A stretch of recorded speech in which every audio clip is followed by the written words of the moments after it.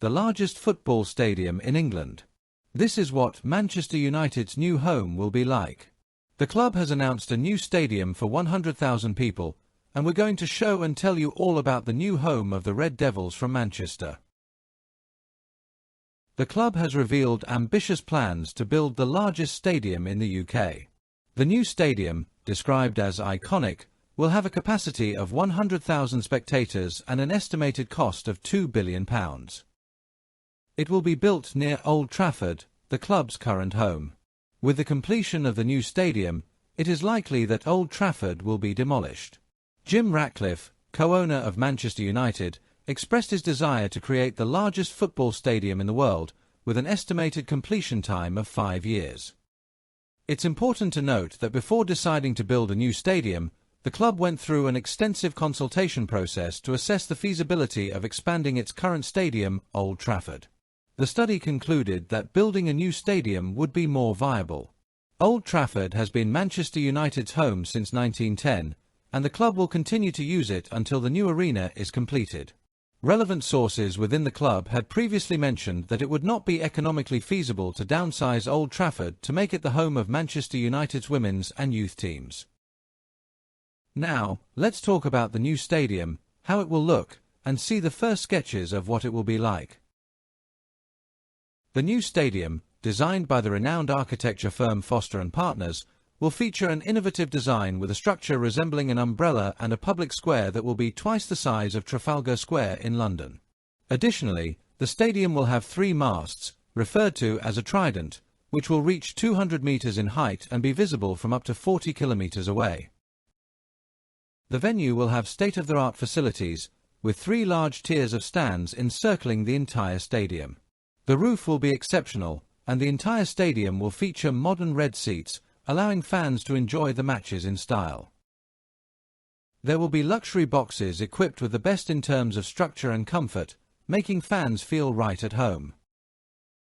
Currently, Manchester United is facing a debt of £1 billion and has not yet disclosed details on how it plans to finance the construction of the new stadium. However, the club's CEO, Omar Barada, described the project as a very attractive investment opportunity and expressed confidence that the club will find a way to secure funding. Kieran Maguire, a football finance expert, highlighted that the revenue generated by a multifunctional stadium would more than cover the additional interest costs. The new stadium will be part of a broader regeneration project for the area surrounding Old Trafford, considered the largest development of its kind in the UK since the transformation of the Stratford area for the 2012 London Olympics. The project has already received government support, with Finance Minister Rachel Reeves endorsing the initiative. Manchester United estimates that the project will create 92,000 new jobs, include the construction of 17,000 homes, and attract 1.8 million visitors annually to the region, generating an additional economic impact of £7.3 billion per year. Jim Ratcliffe, co-owner of the club, described the project as the start of an incredibly exciting journey to build what will be the largest stadium in the world. He acknowledged that Old Trafford, despite serving the club brilliantly for 115 years, has become outdated compared to modern stadiums around the world. Ratcliffe also expressed confidence that the new stadium could become the most iconic in the world. There is no set date for the start of construction yet, as the timeline depends on government approval and the speed of the area's regeneration process.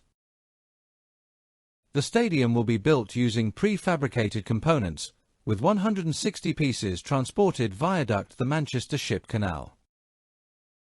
Old Trafford, currently the largest club stadium in England with a capacity of 74,140, has faced criticism in recent years, particularly due to issues such as roof leaks. The stadium has not undergone significant renovations since 2006.